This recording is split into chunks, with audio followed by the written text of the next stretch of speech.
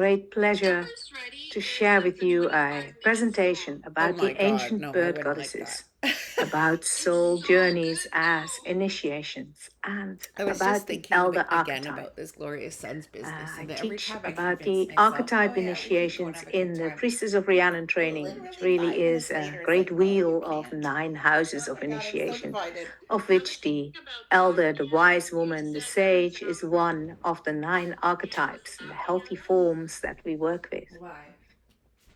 It is also I'm my sorry, great I don't pleasure remember to this time share a seeing little him in bit that mode. about the bird goddesses and how, in particular, she manifests in our European goddess cultures and what she can teach us, how our shamanic Yeah, kind of remember ancestors him, but I worked can't with remember the scene. soul journey and saw the birds as representation of, or indeed the forms of And goddess when we got to or leave, her messengers.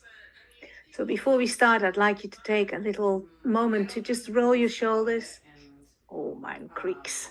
And to I become didn't aware, talk to about it. I mean, breathe into the obviously, I back told him of the to come heart along chakra and the today. back of the shoulder I blades. realized I've been waking up Just all night become long. aware of I your wake up for a little wings. bit and then go back to sleep. But since I'm not Breathe sleeping, I can't air remember into it. your wings. Your That's why wings I've been so can tired. Literally, begin I'll be to up for open. And when 2 hours and we I'll become wake aware up of and our fall asleep wings, we again. really become aware of the Like wisdom of today, our I'll be heart. We like place exhausted by ourselves 11 in the wisdom of our 11:30. heart. Anyways, This is very much where I would the like to dinner take you texted in them this saying they're having presentation into concerts. the wisdom of our hearts. Waiting to get all my work done. So let me just set up the I sharing didn't of the see your post, so I screen won't go for look. this PowerPoint. Okay, bye. See how this goes.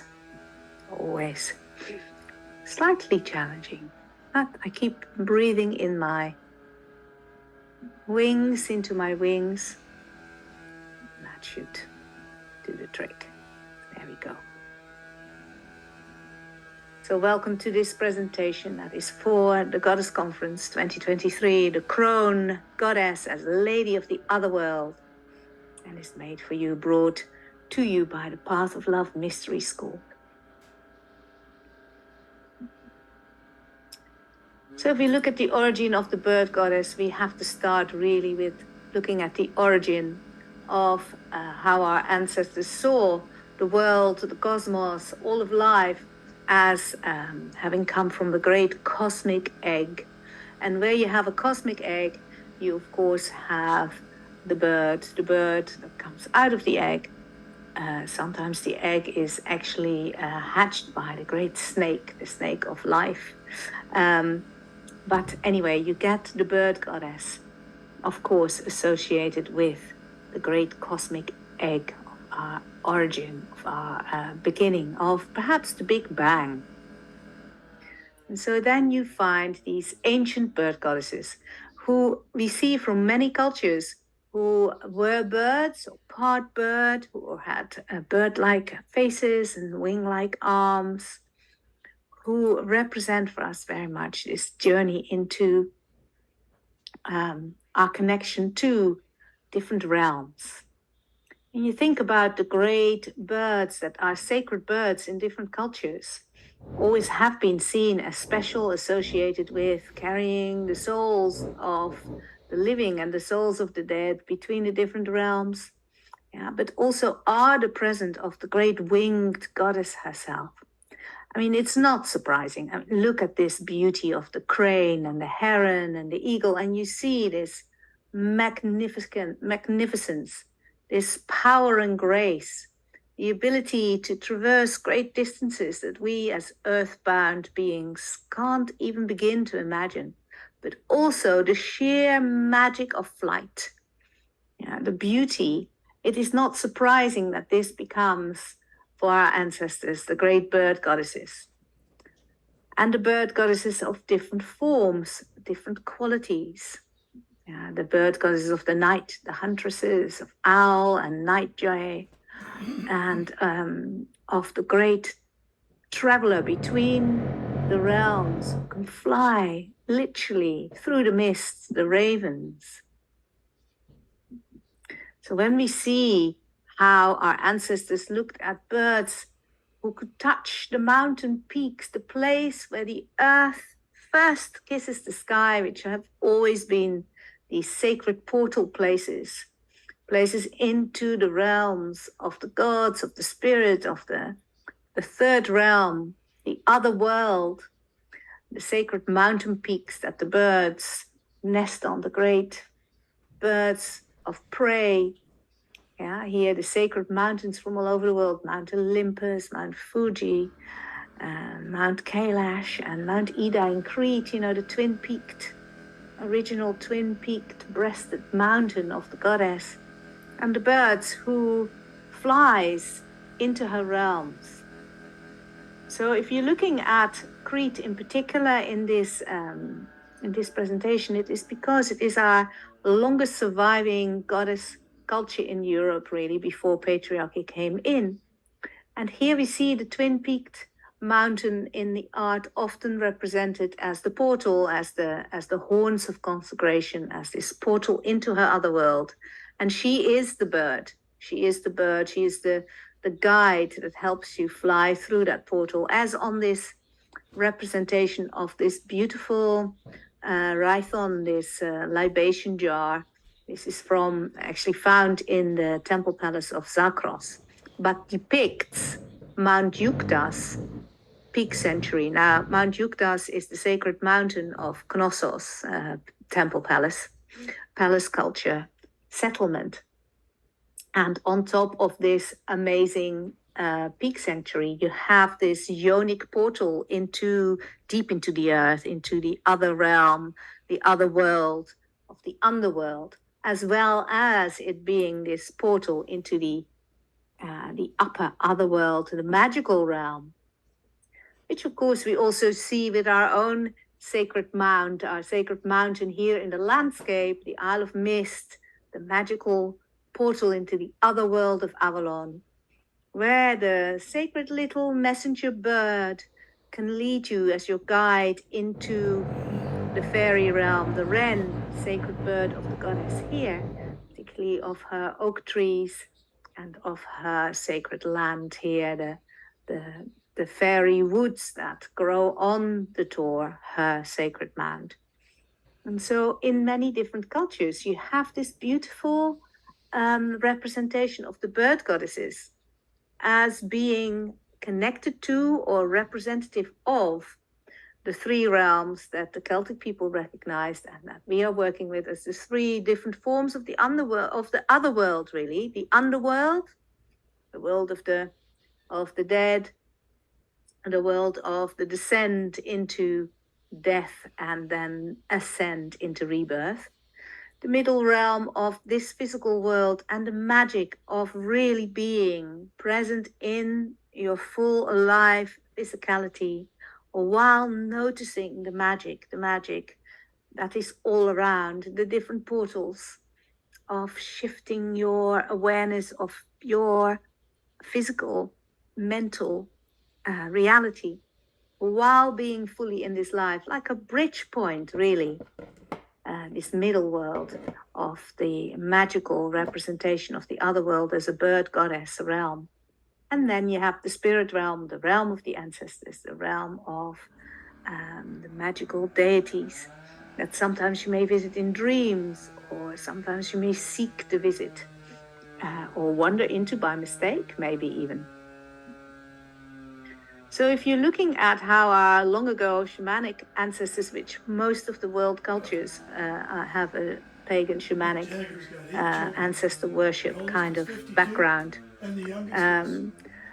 you see the cave paintings of birds representing this soul journey. The capacity to fly represents or symbolizing soul flight, journeys of initiation, journeys of becoming something other than what you are, journeys between shamanic journeys of descent into the underworld of death while alive, of joining with spirit of other beings, soul merging, if you like. Heard their song, and the shamanic journeys that represents, to come back to life as a changed being, fully alive, back in life, to give your gifts of life. I think that for me particularly is beautifully represented here in this symbolic picture of the shamanic journey.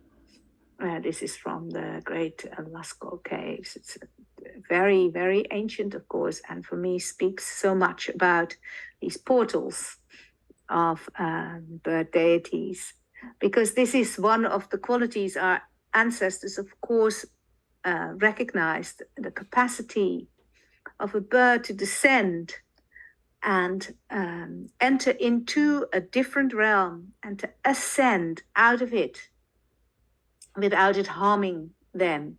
And so, of course, the birds became the messengers that could guide you through the different portals into the other world. Yeah. But they are So, if also the possible, prepare your representation soil to of fall either by the bird planting. goddess I'm herself, having trouble who with my is soil. that portal and is the Planting a other cover world crop, at the same enough said time, about who that, or is layering on the a thick layer medicine of compost that or you on manure your soul journey may after meet you pulled and out your annual return crops, with. and then mulching with And organic so matter, it is wood not at chips, all leaves, straw, surprising to me etc. that we have these So I'm going to need something folk like, beliefs where if you see a certain bird, it is a good omen, do or we if have you wood see a chips? certain bird, it Okay. means Do we have a wood someone chipper? is going to die because the bird, as a form of the ancient bird goddess, has come to take the soul through the realms, through the veils between the realms. Of course, the vulture goddess, the vulture who does not eat living things, who doesn't kill living things, but lives off the flesh of the dead, is the great goddess of transformation, literally transforming the bodies of the dead, and magnificent in the high places, the high mountain places where they live, and where she spans the sky with her magnificent wings. And so we see in our ancestral cultures here of what is now Turkey, the representations of the vulture goddess in Katahuya on the wall paintings. These are initiation spaces, temple spaces. And we see these great vulture beings devouring the bodies of people. And what is very interesting is that she is particularly eating the heads, bodies of the dead, but maybe also this is a symbolism for the soul journey with the bird goddess into this other world that will transform you. I particularly love this representation here, where you have these ladders going up and down. I mean, what a beautiful representation of the journey of descent and ascent. And the pillars, look at these pillars with its twin peaks again, these portal places into her other realm. But these pillars really are funeral pyres on which the bodies of the dead are placed for the vulture goddess to eat, or to pick the bones clean, so that specific bones could then be put into the womb tomb of the earth, the yonic portal into her other world of rebirth. So very sacred, this ancient vulture goddess associated with the great initiation rite of death. And she is still remembered in the embroidery patterns and the weaving patterns of the people of this area of Turkey here. She has not disappeared because she is so part, the bird goddesses are so part of our ancient subconscious imprinting, really. And I love that she's still there, the vulture goddess, in her goddess form, really, female bird goddess form. Now, the vulture goddess is not just the goddess bird of the underworld of the dead. She also holds the key to rebirth. And here we have the vulture goddess in the form of Nekhbet from Egypt, ancient goddess of Egypt, holding that portal key of returning of life, because she is also the great goddess of fertility, of the flooding of the Nile, of the great abundant richness of life, the great gifts of life. So that she becomes later, as the new deities of Egypt come in, she becomes the crown on Isis, which we see here in the far right. It's interesting that it's a crown because she holds the wisdom of, as ancient vulture goddess, the wisdom of the journeys of transformation, of the journeys into the other world. And so you see that Isis herself becomes this winged goddess, having here the wings, great vulture wings, which become her boat of soul, which she then becomes the goddess who takes those who have died into the other world. There are other goddesses, of course, who do the same from other cultures. Here we have this beautiful statue that is on her waterbird shaped boat. Waterbirds in particular are always very sacred to shamanic soul journeys of initiation because they actually can live in the three realms: water, land, and air. And so we see the bird goddesses associated with the other world as the underworld and the realm of the ancestors. And we see her associated with rites of mourning, the gateway of loss, through which we really receive the gifts of appreciating that which we love. And the priestess is making the invocation poses, the prayer poses, these positions that you see that are part of our reaching for that which we love, reaching for our wishes for our beloved dead, reaching to her as bird goddess, because of course the birds fly, they have that magic of flight. Soul flight, the leaping out of the body, both in ecstatic bliss practices, in medicine journeys, shamanic soul journeys, but also in, of course, the leaving the body in death. And so we have these positions that we will look at again, these mudras of invocation that are both a reaching up and a drawing down of the bird goddesses. So, of course, in our Celtic mythology, the bird goddess who is associated with this being able to travel between different realms, the different other worlds, including the other world of the underworld, here is the Morrigan. And she can appear quite terrifying, quite scary, as death, of course, is. And she can be very confronting.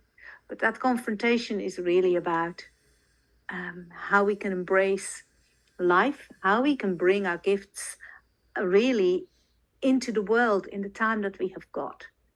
And so what I particularly like is this image by Wendy Andrew, who also has made the beautiful banners for our conference and the Crone of the Otherworld banner for this year. And here you see Morrigan inviting the crow goddess, inviting you into her portal of initiation, into her other world, to bring the gifts, the great gifts of wisdom, wisdom light, back out into life while you are alive, for the benefit of others. Because this is really where we get this form of the bird goddess, representing the three realms. But we have here these little votive offerings of birds, forms of her in her bird form, that were thrown into these peak sanctuaries in Crete, high on the mountains, which were initiation sites. So perhaps these were invocations for initiations, but which were also necropolises, so sites where parts of the beloved dead were placed, or where air burials were taking place, and afterwards the bones were placed into grave places. And so these are also offerings for that particular initiation into the underworld of the dead. And then in the center we have this amazing piece. I love this piece, the Tree of Birds, which is also, funnily enough, called the Tree of Soul. And it is in Heracule Museum, and it is a very easy piece to miss between all the other amazing things you can see there. But this is a really symbolic, important piece. This is about being in the fullness of life while in total connection to the other world of the bird goddess, of her constant presence, of her many forms, of the magic and mystery, and what that means in physical reality. So within the symbolism of the Ariadnean culture of Crete, the tree herself is the goddess. And this is why you will see the invocation poses in the ecstatic epiphany practices, embracing the tree. The trees that were in the great temple cities were often potted. They were potted trees so they could be moved around, so that they could be surrounding the places where the embodied priestesses would be, so that you had this layering of her presence. And there she is also in that tree. She is the bird. She is the birds herself.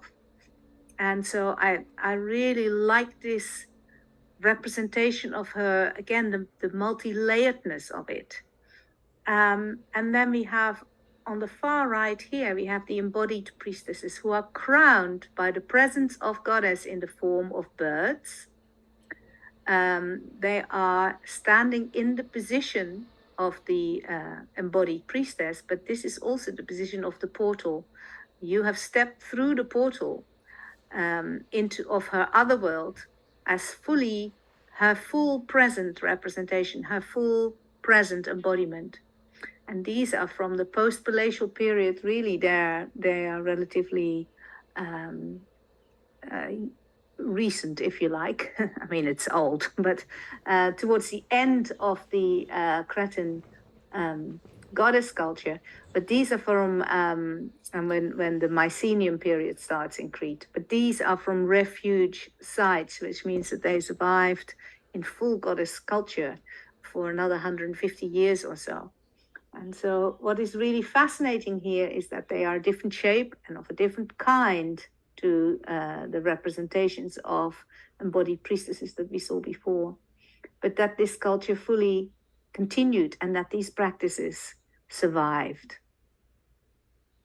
So here in the center, we have a seal ring imprint, again from Crete. And what is fascinating here is the symbolism again, which I'm going to talk about. Here we see the bird goddess sitting on the rocks, on the sacred rocks, on the Bethiel rocks. Yeah, and she is in her realm. She's also what looks to me like she's speaking pearls of wisdom. And she is met here by the guardian of her realm, yeah, who together they hold the portal. I really like this image. And then we see how from bird goddess, she also becomes, the birds become her, or the representation of her presence, or absolutely indicating that this is the portal of her emergence, of her becoming real in the physical realm, of her embodiment. If we look here on the left, we see one of the panels of the sarcophagus that was found in Architriados, and that is late, so it is Mycenaean period. But what you see here very beautifully is the priestess making offerings of fruits and grains and libations. And here we have the great altar with the tree and the horns of consecration, which are the mountain peaks. So we're looking at like a temple representation, but which is not necessarily there. This is making it towards a temple or towards a peak sanctuary, because we're looking here at this portal place, which is given form by this beautiful labyrinth here. More about the labyrinth in another talk. And on top of it, we have the bird, the goddess, the form of the goddess herself. And what is very interesting, if you read this image, is that the gaze of the priestess is directly linked to the bird, to the goddess herself, who is descended, who is on top of the portal of her presence, the portal of her other world. And the offering is made to her. On the other side of this sarcophagus, you have the procession of offerings. Again, you have the great pot here, the great cauldron, which of course represents the goddess herself as well, the cauldron of plenty, the cauldron of transformation, in which the offerings are poured, offerings of grains, of foods, of music, of liquids. And this time, the offering is made through the portal into her other world, her presence in the other world, the other realm, the realm of her, the deity. And therefore, the birds, her presence often represented in opposites on this portal. Again, this is a double labyrinth on both sides, and you have a male and female bird facing into her presence of the other world. Very, very interesting. If we were to start becoming the guardians of her mysteries and once again make the offerings at her portals, if we were to open ourselves, to open our wings, the wings of our heart, to become her living embodiments, excuse me,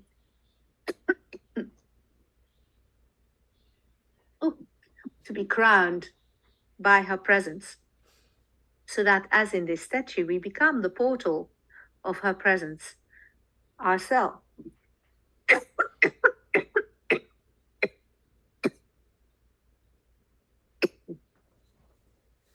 I'm so sorry.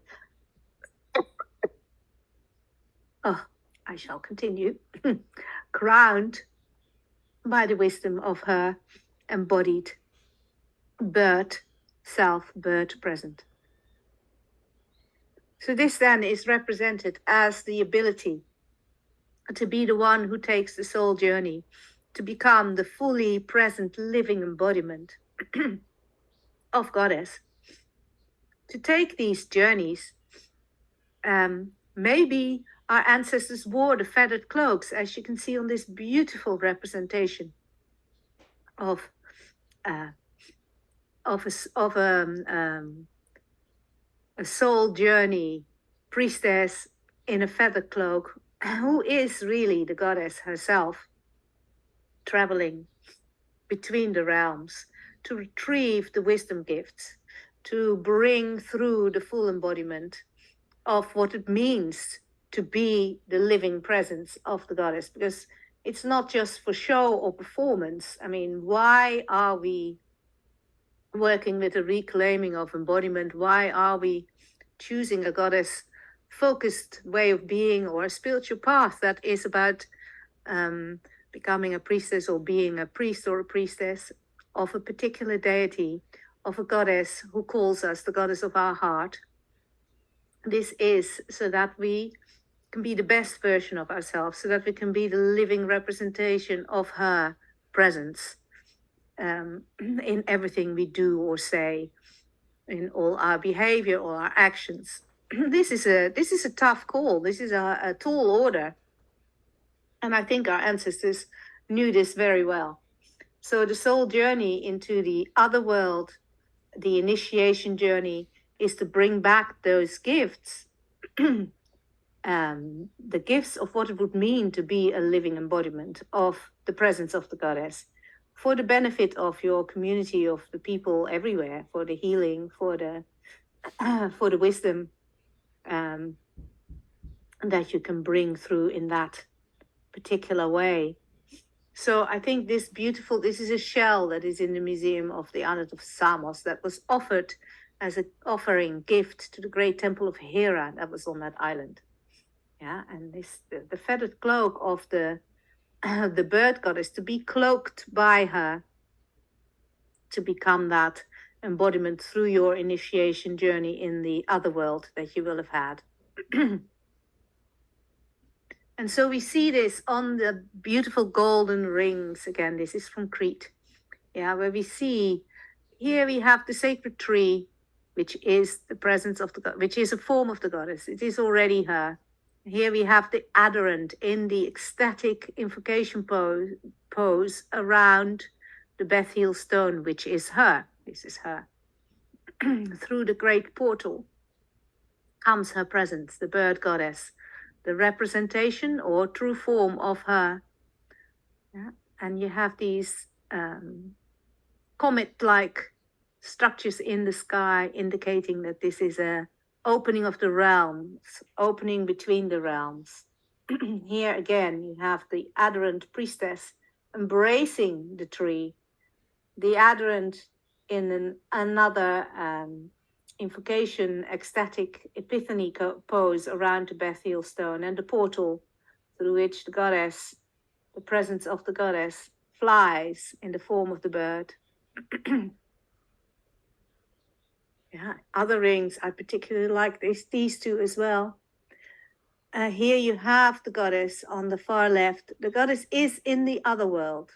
And we know this because her two birds, her portal, in the positions they are, yeah, her, their wings making the portal, she hasn't come through yet. Here we have the adherent, in this case, the young hero who embraces her as the tree. Notice the tree is in a pot, sacred tree. So he becomes the hero god. Here he is standing, the beloved of the goddess. He's raised, and she descends. Here she is. Down she comes, little flying goddess, not a bird this time. Yeah, this is an embodiment ring, an invocation ring. This one on the right is actually called the beloveds, the meeting of the beloveds. And here she is, the goddess, in the form of an embodied priestess, fully on the earth. She's sitting in the sacred landscape on the sacred rocks. Her birds are above her and indicating the other world, the realm of the sun and of the moon. And here the again the signs of transmission. And there's the adherent, also standing on the earth, making the mudra, which is the mudra of connection, mudra of honoring and recognition. So very interesting, these association of initiation journeys, invocation, embodiment, and the descent of the goddess, or really the coming through the realms, through the veils between the realms of the other world into full presence in this realm.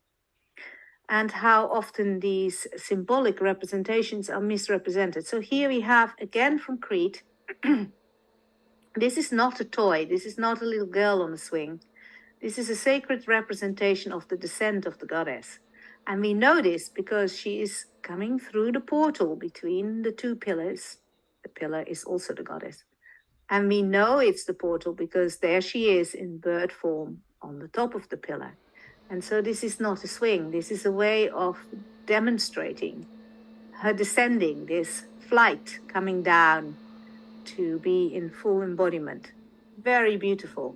And how we can become the people who know how to have the key to those portals, the key to those mysteries, the key to what that means, that embodied presence. This is also very lovely. I want to show you this. So this is a funeral urn. It's in the Museum of Scythia, which is in the southeast of Crete. And we go there, of course, on the pilgrimage, Ariatian pilgrimage tour. And what I want to show you here is that this is an initiation journey into another otherworld form, where the bird goddess will take us. So first on the on this side, it shows us that we're talking about a portal here. This is the horns of consecration, or the great portal of the mountain peaks, yeah, the other world. And then we see a yonic portal through which two little people have come. And look, they're taken through by a goddess, or perhaps a priestess holding the key, but let's say it's the goddess on the bird boat, the bird taking them through. So this is the yonic gateway of death into the underworld, and then going towards this object here, this mirror-like object, behind which there are trees, the trees of life. So I think this is the journey through the underworld, where the goddess in her bird form self takes us into rebirth, which is of course the great metaphor for the journey of descent and ascent that is also symbolized by the phoenix.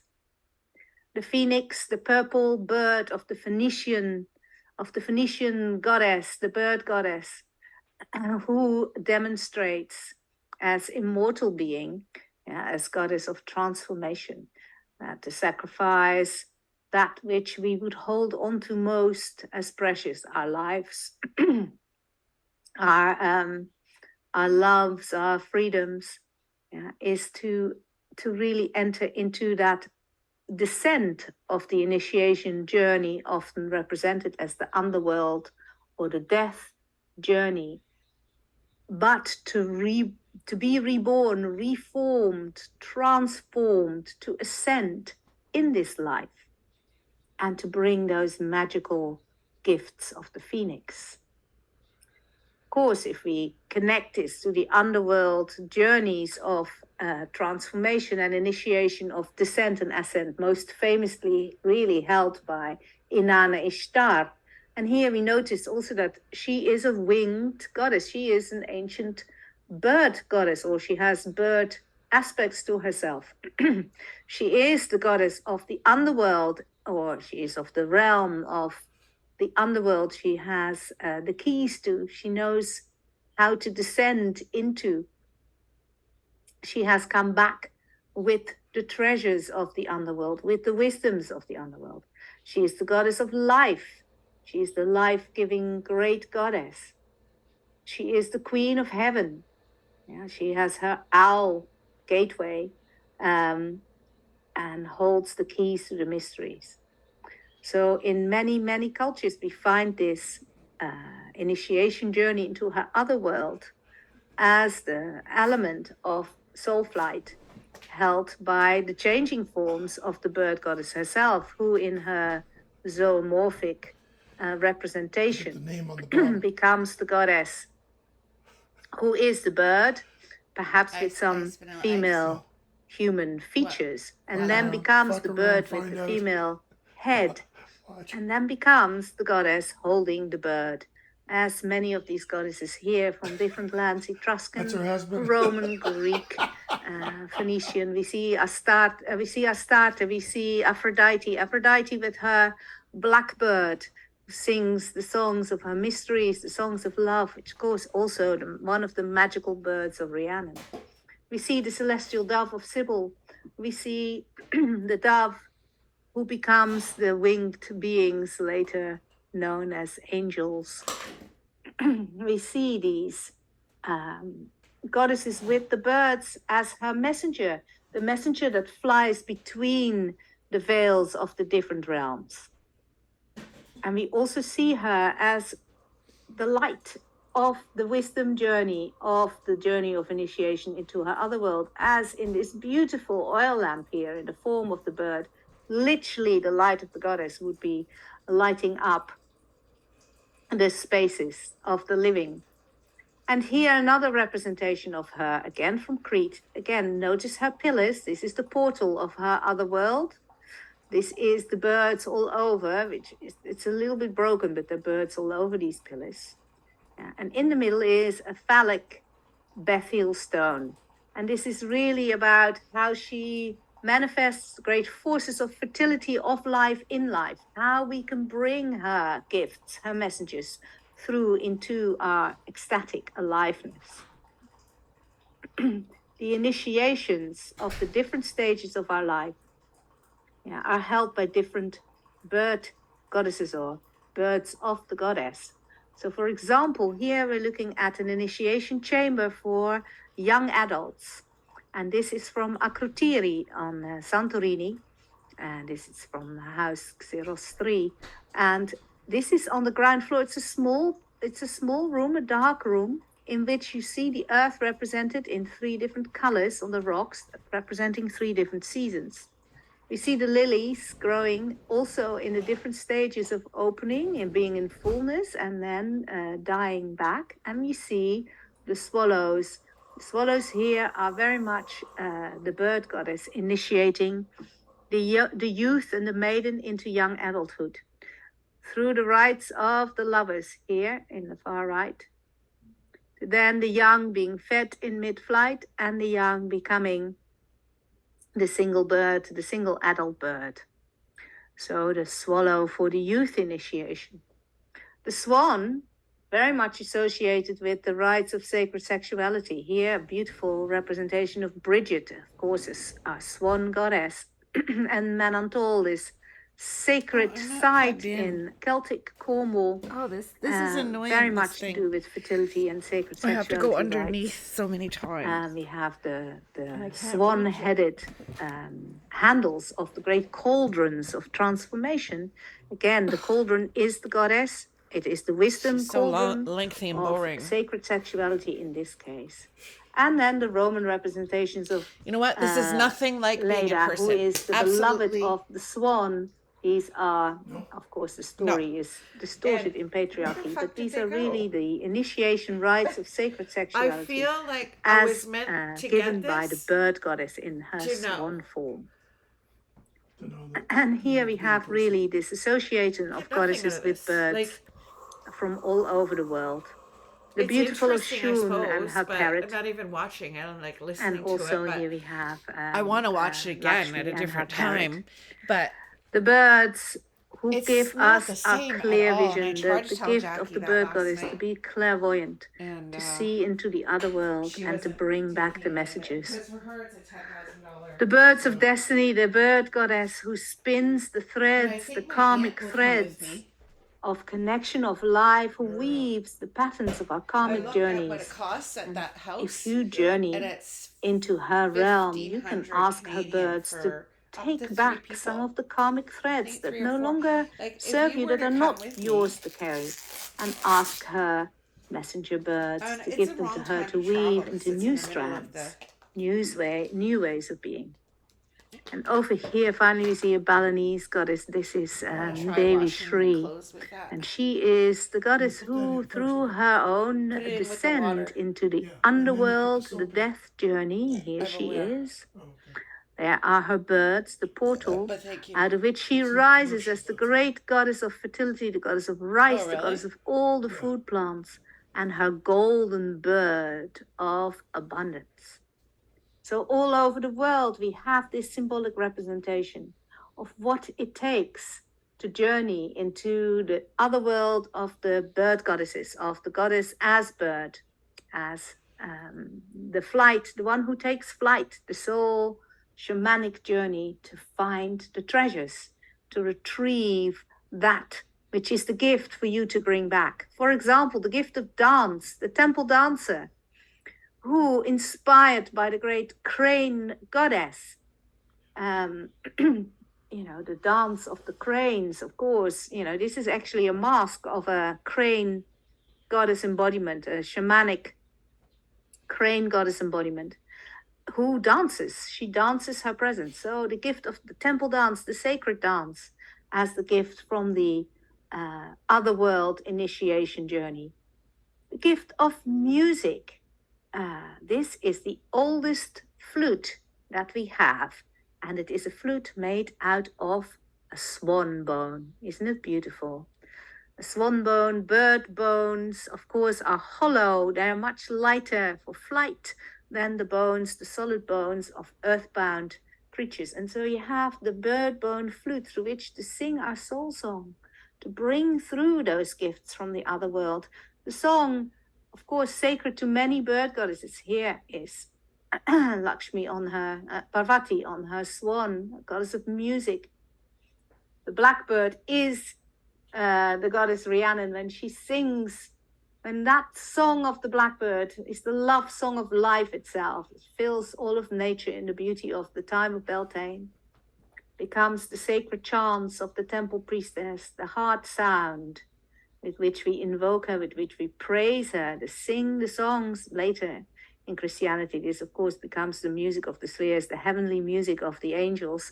Angels, by the way, very recent forms of, guess what? Bird goddesses, of course. And the wisdom gifts represented by the owl goddesses from many, many cultures here, very ancient, from the Kukuteni people, these owl goddesses. But also we've already seen the owl of Inanna, the owl mother who brings the little souls through from the night world, the night of the death realm, and the great owl goddesses, of which, of course, the best known one is Athena, her owl of wisdom. So the wisdom gifts of this initiation journey into her other world, from which we return changed, really brings us to the wise one, the wisdom keeper, the elder archetype. I love this image, which really shows us the different portals. The longer you look at it, the more you see in this magical image of her wisdom portal of initiation, the wisdom gifts of the wisdom elder archetype, yeah, which has actually nothing to do with how many wrinkles you've got or how many gray hairs you have. It's really, those are just signs of age. That is not the same as wisdom. Yes, age has to do with the length of time lived and the experiences you've had, but that's still not the same as wisdom. Wisdom is the absolute integration of all your shadow parts and the living reality of what it is to be embodied as divine being, as knowing your goddess self within you, not just on the outside of you. So that calling in that we saw in those mudras of the priestesses, that invocation, yeah, becomes an integration on the inside, and that is the wisdom that then manifests in everything you do. Now, the signs of the elder archetype, as taught on the Wheel of Rhiannon, the houses of initiation, shows us that in our society, most of the people who are of age are not in the healthy form of this archetype. And that this makes sense because the younger parts, the younger archetypes have not initiated into healthy forms of themselves. So this kind of shadow wounding path continues really. And so you see that the shadow forms of the elder are very prevalent in our society. For example, you have the controller, the one who needs to stay the center of everything, for who all the energy and attention needs to be drawn towards them, who needs to be all important, have all the answers, know the truth, the way, the only form of something. The controller is also, for example, the older generations in a family who want to tell the younger generations how to do things, or who have generational ideas about morals or about forms in the society, forms of sexuality, forms of being that don't resonate with the reality of the now. So if you look at our control around power, it's very interesting to see that often this rests on older people and how that power is often very corrupt. Even if it is used for an idea that might sound nice, the practicality of how that idea is actually lived in action is often sadly very lacking in those leaders that are elders. And really, you can see that in all our political systems, but also in the structures in our communities, in our families. And we have to track it in ourselves. Yeah, the elder who is inconsistent, who needs to be the center of attention, who is very controlling with money, with power, with importance, who is caught in the busyness, staying busy, very, very, very important to be busy because then you need it. And then that means that you mean something, that you have value. Whereas actually the elder archetype is very peaceful and spacious, knows the reality of the closeness of death, and has only interest really in feeling that spirit world all around them, being in connection with the sacred, and being actually soft around power, soft around the things that we grasp or find so important or need to be still so involved with. If you look at our European wisdom stories, our fairy tales, you will find that the old one, the wise one, is not in the center of the village or in the castle or lives in the center of the activity of the story that's going on.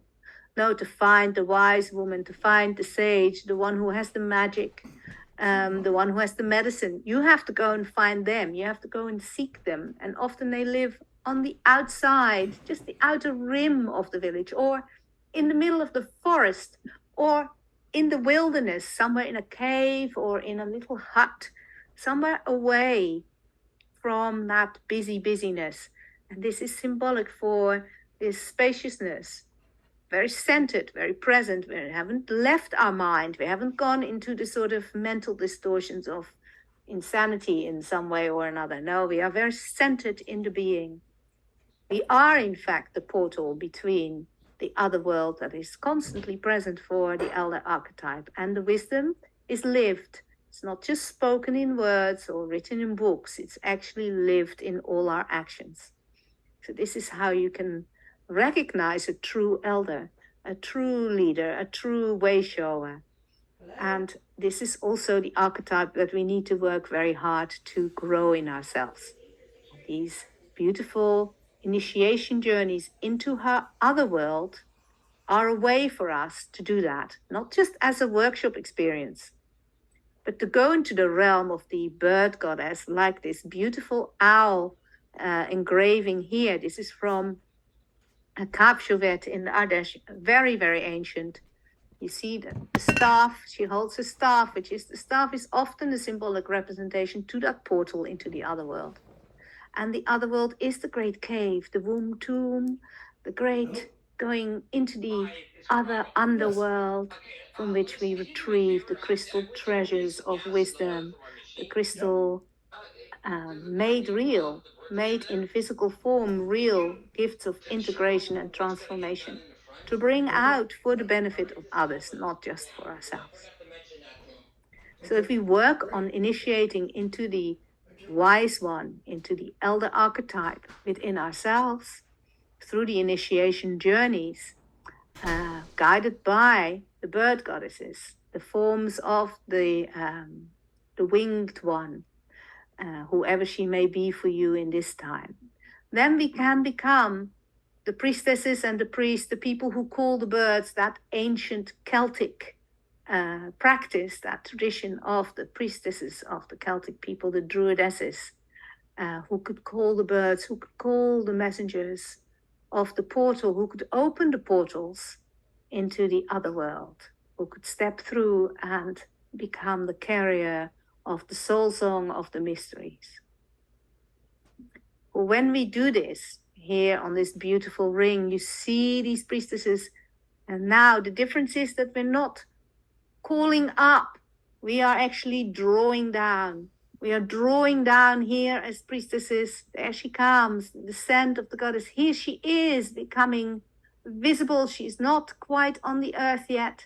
The signals, the signs, the symbols of transmission. And here she is. Here she is, fully embodied. Look at that position of the arms, fully embodied in the body of a living priestess.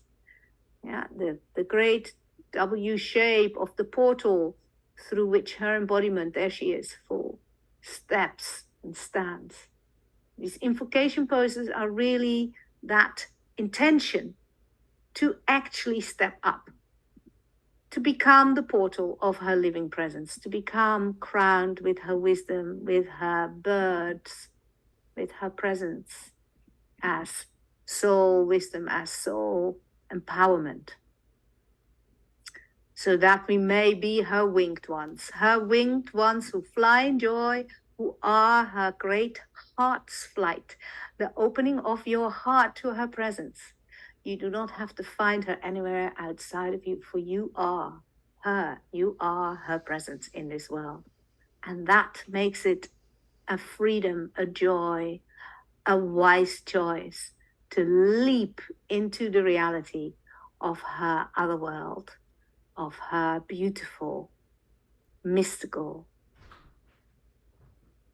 presence in the form of Lady of the Other World. I hope you will all meet her in one form or the other within your own heart. Take a breath to just feel those wings of your heart and fold them around you. That you can feel her presence from within you, but also surrounding you. Grotto.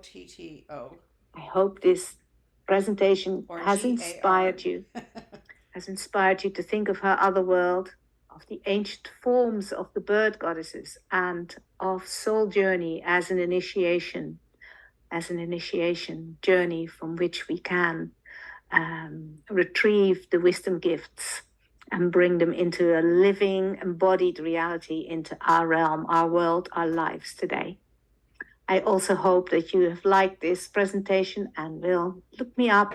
My website is pathoflovemysteryschool.com Okay, if I went for a walk? and inspired you to come to the Goddess Conference I in don't know, we person don't have next any, year. do we? Oh, I'll have to go get some. For now, say goodbye and many blessings on your path. May you know the presence of the bird goddess with you always.